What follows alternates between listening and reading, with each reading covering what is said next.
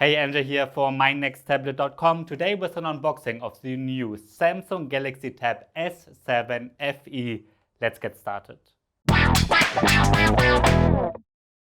Alright, let's start the unboxing of the Samsung Galaxy Tab S7 FE, which is available in Europe right now. In Germany, that's why I got it. I paid 649 euros for the 5G version, and the Wi-Fi versions cost 549 euros.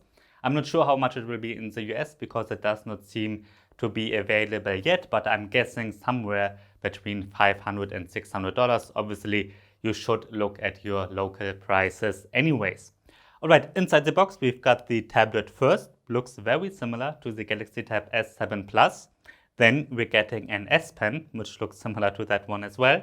Then we've got the typical charger, a SIM eject tool, and I'm sure with the Wi-Fi version we would get that too to change the micro SD. And then we've got the standard paperwork, quick start guide, and warranty stuff, and a USB-C cable, and that's it. About a day has passed already since I shot the first part of this video, and I ran a benchmark already, played a little bit Fortnite, watched some YouTube and some Netflix, and yes, now I can tell you a bit more about the Galaxy Tab S7 FE, and we're starting with the design. We're getting a 12.4 inch screen. There's a 5 megapixel camera above the screen. We get relatively slim black screen bezels. There's no fingerprint scanner underneath the screen like we get with the S7 Plus, and there's no fingerprint scanner in general here. You can unlock it using facial recognition using the one webcam, but there's no infrared sensor, so it won't be super secure. On the back, we get a metal body, a full metal body. It looks very high-end and again very similar to the Galaxy Tab S7 Plus. It's 6.3 millimeters thin and weighs 608 grams. There's an 8 megapixel camera on the back, the Samsung logo, and there's one thing missing compared to the S7 Plus, and that is the little drawing for the S Pen where you put the S Pen. But you can still put the S Pen here. However, the S Pen does not get charged because it just does not support the Bluetooth gestures that the S7 series otherwise supports. They are not that important, the Bluetooth gestures, so I don't miss them at all. But you can also put the S Pen on the side here. Now on the side, we've got a power button, volume rockers, then we've got the SIM card slot here, which also doubles as a micro SD card slot. We've got one speaker here. Then there's a USB-C 3.2 Gen 1 port. That means you can also connect external monitors. Here we've got a connector for a keyboard cover, and it supports the same keyboard as the S7 Plus. There's also a new keyboard book cover, which I ordered, but it did not arrive yet, but I will try that for my final review. There's a microphone, and then there's the second speaker.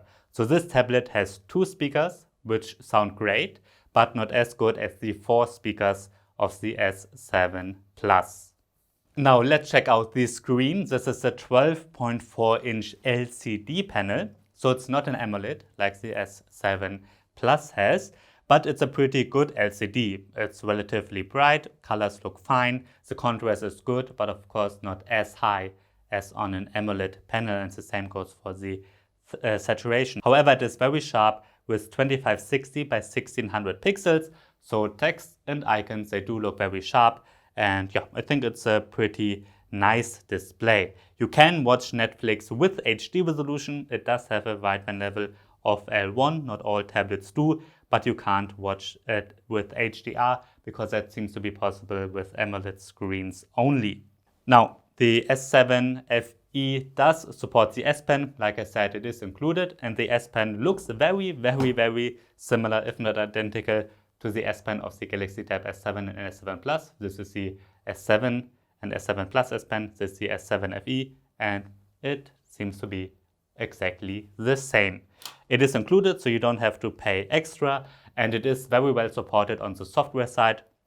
In fact, it supports pretty much all the pen features as the standard S7 series does, including the so-called air commands, where you can quickly start a new note, take a screenshot and annotate it. And they're very interesting features that you should check out in more detail when you're getting this tablet. I'm quickly showing you how to start a new note. You just select that, and then a new note in Samsung Notes gets started, and then you can start to write.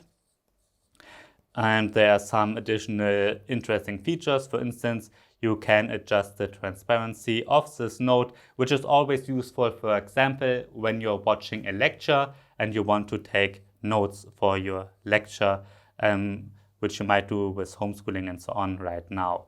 So yeah, that's just one feature. One thing you can do, you can just, of course, also just start the Samsung Notes app and then use it as a standard notebook, write down notes, do some drawings, or annotate PDFs. You can do that with Samsung Notes as well. The only features that are missing are the Bluetooth gestures, which are not that great or useful anyway. So I really don't miss them. Inside the Galaxy Tab S7 FE runs a Qualcomm Snapdragon 750G processor with 4GB or 6GB of RAM and a 64 or 128GB internal storage. You can get it with Wi-Fi only or with Wi-Fi plus 5G.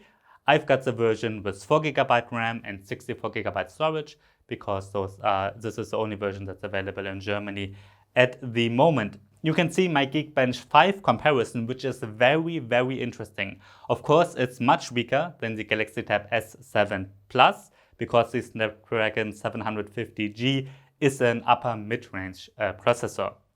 It is also a bit faster than the Galaxy Tab S6 Lite, at least if you're looking at the CPU performance. But the graphics performance of the S6 Lite is a little bit better. The performance is also better than the Lenovo Tab P11 Pro, which is interesting to compare because those are two tablets that compete with each other. So one alternative to the S7 FE certainly is the Lenovo Tab P11 Pro. I've got a review of that one online already as well.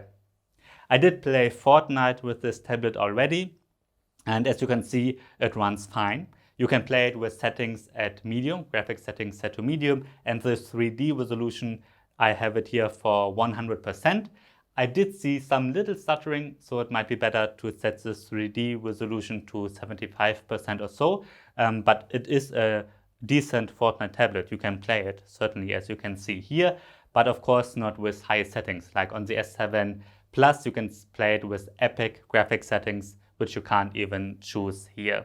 Now let's check out the software. Samsung is shipping the S7 FE running Android 11. Let's quickly check that here.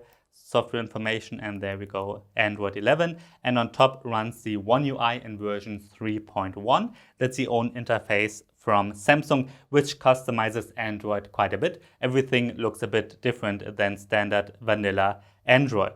There are many apps pre-installed. The Samsung apps like PenUp, which is kind of drawing app, and SmartThings, Bixby, and so on is pre-installed. All the Google stuff is pre-installed. Some Microsoft apps as well. Also Netflix and Spotify, YouTube Music, and of course Samsung's own browser. I did install here Fortnite on my own. The same goes for Geekbench 5, of course. Now, I do like the customizations that Samsung gives us, because among those are the S Pen features, which I showed you already, and a lot of those features can be very useful if you want to use the S Pen a lot. Another feature that the S7 FE does support, which many cheaper Samsung tablets do not, is the Samsung DeX mode, which is a desktop mode. That means you can connect the S7 FE to a monitor or even a TV or something, and then kind of use it like a desktop computer. Or you're getting a keyboard cover, and then you can use it like a laptop. You can open apps in free floating windows and really use this a bit like a desktop machine that works surprisingly well, especially if you want to really get some work done with Microsoft Office, and maybe browse the web and Google Chrome and have a YouTube video running in the background. That does work. Let me quickly open YouTube here. And yeah, that does work fine. All right, I have to start my real review now. And this is only a first impression, and my first impressions are pretty good. I like the design of the Galaxy Tab S7 FE. The screen is fine, the speakers are fine, the performance is fine. The S Pen works great, just as it does with the S7 Plus. And overall, this is a bit of a light version of the Galaxy Tab S7 Plus. The performance is weaker, the screen is a bit weaker, the build quality is very similar, but we're missing some premium features like a fingerprint scanner, just 2 speakers instead of 4. So this is a bit of a downgrade, but that's actually a good thing because many want a bigger tablet that's a bit cheaper. Because usually you've got to pay a lot for a 12.4-inch tablet like you have to do with the Apple iPad Pro, with the 12-inch one, or the Galaxy Tab S7 Plus. A direct competitor is the Lenovo Tab P11 Pro. So watch my review of that one and I will compare them in a future video as well. If you have any questions, please write them down below because I will certainly look at them before I publish my review, and maybe there's something you want me to try, and then I will see that I try that.